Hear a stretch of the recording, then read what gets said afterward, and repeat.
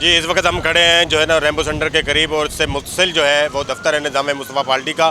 آج انہوں نے جو ہے نا وہ احتجاج کی کال دی تھی اسرائیل کے خلاف، فلسطینیوں کے خلاف جو مظالم اسرائیل جو ہے وہ کر رہا ہے اس کے خلاف کال دی تھی، اور آج جو ہے نا وہ اس احتجاجی ریلی سے جو ہے وہ حاجی طیب قاسمی صاحب نے بھی خطاب کیا اور دیگر علماء نے جو ہے نا وہ خطاب کیا۔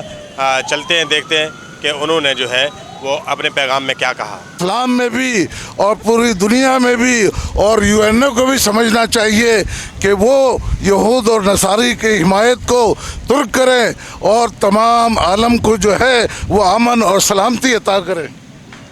ظاہر ہے کہ عوام الناس احتجاج کر رہی ہے، اس کو ہم سلام پیش کرتے ہیں۔ پاکستان میں بھی اور برطانیہ میں، لندن میں اور دوسرے شہروں میں، نیو یارک میں، شکاگو میں، ترکی میں، فرانس میں، جرمنی میں، سب جگہ احتجاج مسلمان کر رہے ہیں۔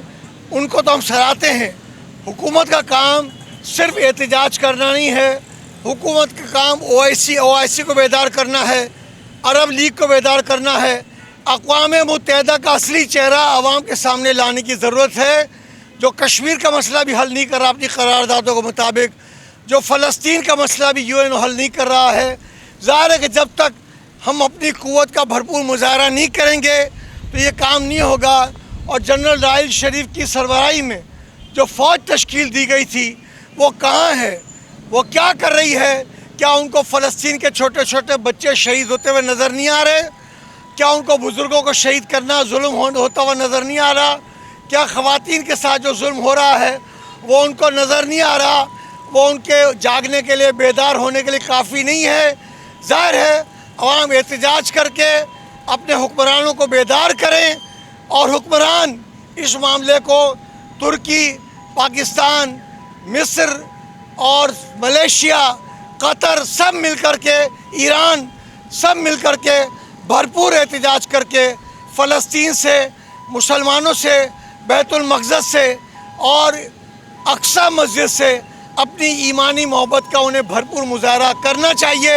اور یہ سلسلہ پورے ملک میں جاری ہے، اور اس جمعے کو آنے والے جمعے میں جماعت اہل سنت پاکستان کے امیر حضرت علامہ صاحبزادہ سید مظہر سید کاظمی شاہ صاحب کی اپیل پر پورے ملک میں احتجاج ہوگا اور انشاءاللہ جاری رہے گا۔